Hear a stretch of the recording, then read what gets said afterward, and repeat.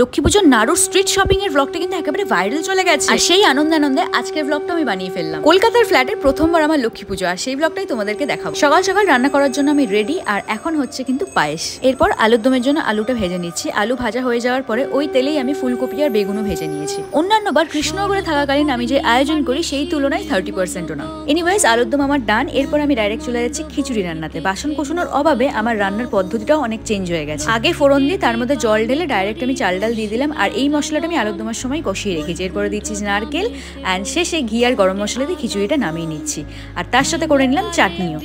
এবার আমি গোল গোল লুচি বেলতে বসে গেলাম। প্রথম 2-3টা লুচি ফোলেইনি, সেজন্য আমি ভিডিওতে দেখালাম না। যেই লুচিটা ফুলেছে সেটাই আমি ভিডিওটা দেখাচ্ছি। ভোগ রান্নার পর এবার আমার রেডি হওয়ার পালা। পড়ছে এই শাড়িটা অ্যান্ড এই ব্লাউজটা, যেটা আমি কৃষ্ণনগর থেকে বানিয়েছি। অ্যান্ড আজকে ম্যাকের ফাউন্ডেশনটা অনেকদিন পর আমি অ্যাপ্লাই করছি, আর আজকে পড়ছে আমি সোনার কানের দুল। মানে মেকআপ করলে পুরো চেহারাটা কিন্তু পাল্টে যায়, যাই বলো না কেন। ভিডিওটা যাতে এস্থেটিক হয় সেজন্য কিন্তু আমি সাজুগুজু করে ফল কাটতে বসলাম। ঠাকুরের জন্য রান্না করা ভোগগুলো এবার আমি ঠাকুরের বাপাসে সব আস্তে আস্তে করে সাজিয়ে দিচ্ছি। অনেকদিন ধরেই ভাবছিলাম কলকাতার বাড়িতে পুজো করবো, কারণ সবসময় পুজোর সময় আমি কৃষ্ণনগর চলে যাই নিজের বাড়িতে।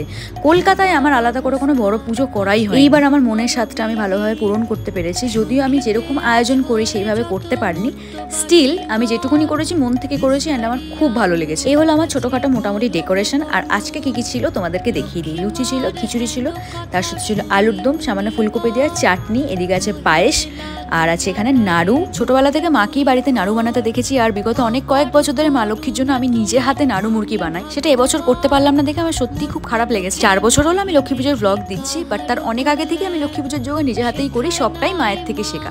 যাই হোক, এই হলো আমার ছোটখাটো আয়োজন। প্রত্যেক বছরই তো লং ভিডিও করি, এবছর যেহেতু আমি অত ভালো আয়োজন করতে পারিনি, সেজন্য আমি একটা ছোট মিনি ব্লগই তোমাদের সামনে প্রেজেন্ট করছি। আর বাই দ্য ওয়ে, এবছর যেহেতু আমি পুরোহিত মশাইকে জোগাড় করতে পারিনি, কলকাতায় সেরকম চেনা জানা আমার নেই, সেজন্য মা মেয়ে মিলে ডিসাইড করি আমরা নিজেরাই পুজোটা করবো। মানে বেসিক্যালি মাই পুজোটা করেছে। আর যে ভিডিওগুলো আমি করছি সেগুলো আমি ট্রাইপডে সেট করে নিজেই ভিডিও তুলছি।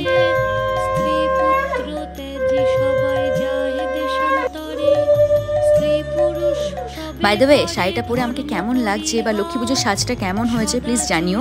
মা এখন পড়ছে লক্ষ্মীর পাঁচালি, আর আমি বসে বসে শুনছি। উপোস থাকার পরে এরকম একটা প্লেট দেখলে আর লোভ সামলানো যায় না, সেজন্য আমি গপা একদম খেতে শুরু করে দিয়েছিলাম। আমার হাতে জাদু আছে, সব রান্নাই আমি ভালো করি। যাই হোক, এইভাবেই আমার দিনটা কাটলো। তোমাদের লক্ষ্মী পুজো কেমন কাটলো সেটা বলো।